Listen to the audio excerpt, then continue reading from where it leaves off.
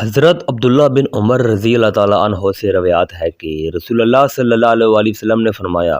ایک عورت ایک بلی کے متعلق عذاب میں مبتلا کی گئی جسے اس نے باندھ رکھا تھا یہاں تک کہ وہ بھوک کے سبب مر گئی۔ چنانچہ وہ عورت دوزخ میں داخل ہو گئی اور آپ صلی اللہ علیہ وسلم نے فرمایا، اللہ زیادہ جانتا ہے کہ تو نے نہ اسے کھانا کھلایا اور نہ پانی پلایا جبکہ تو نے اسے باندھ رکھا تھا، اور نہ تو نے اسے چھوڑ دیا کہ وہ زمین کے کیڑے مکوڑے کھا کر گزارا کرتی۔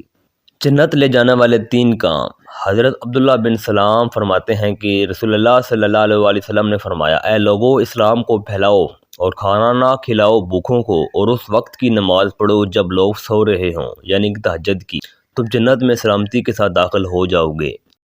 حضرت انس رضی اللہ تعالیٰ عنہ بیان کرتے ہیں کہ نبی کریم صلی اللہ علیہ وسلم گورے رنگ کے مالک تھے، آپ کا پسینہ موتیوں جیسا تھا، جب آپ چلتے تو آگے کی طرف جھک کر چلتے، میں نے آج تک آپ کی ہتھیلی سے زیادہ ملائم کسی ریشم یا بیج کو نہیں چھوا۔